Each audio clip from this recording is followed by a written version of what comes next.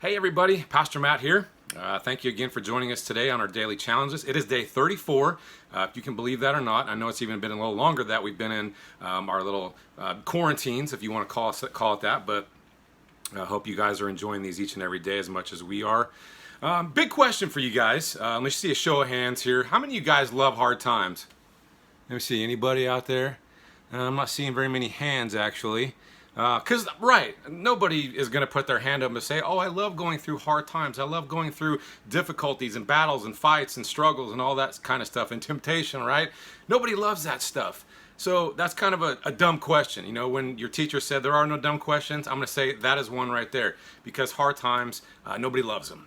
So, you know, hard times, listen to this, hard times are a little easier to go through for all of us when we know something good is actually going to result from it, right? That's when it's a little easier for us to swallow and for us to go through.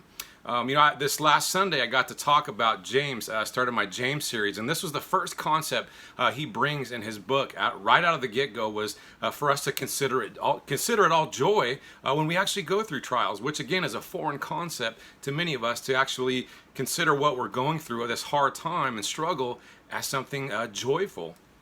But again, it's easier for us to go through those things when we know it's something good is going to result from it, right?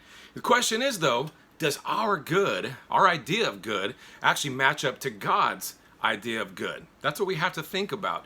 You know, because again, us as human beings wanting to be lords and kings and queens of our own lives, sometimes our idea of good isn't exactly what God has in mind for us. You know, we have to understand that the good that God is doing in our lives each and every day through everything that we go through is ultimately working there to conform you and I to the image of his son Jesus. I mean, what good news, right? You know, nothing we go through is pointless. And I'm going to say that again. Nothing that we go through is pointless, whether it's big or small, no matter what battle it is. Every trial, every temptation, every struggle, every fight, you know, every battle, again, it's being used to make us more like Christ. And are you viewing it that way? Are you thinking of it that way as you go through each and every fight, each and every battle and temptation that you go through? So my question is this today. This is my big challenge for y'all today. It's to think about this question right here. You know, who are you going to be, and who are you actually in the midst of your battle? Who are you going to be in the midst of your battle? How are you going to react? What are you going to do? Who are you going to become?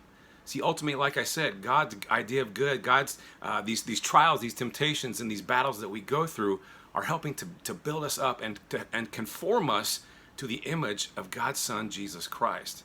So my question is that who you want to be? Do you want to be in the image of Jesus Christ? And I pray that all of us who are calling ourselves Christ followers, that is our ultimate goal. And so we have to start viewing everything we go through, all the trials, all the hard times, what we're going through right now, as an opportunity to grow and to be more like Christ. So that's my challenge again. Think about that today. Who are you going to be in the midst of your trial?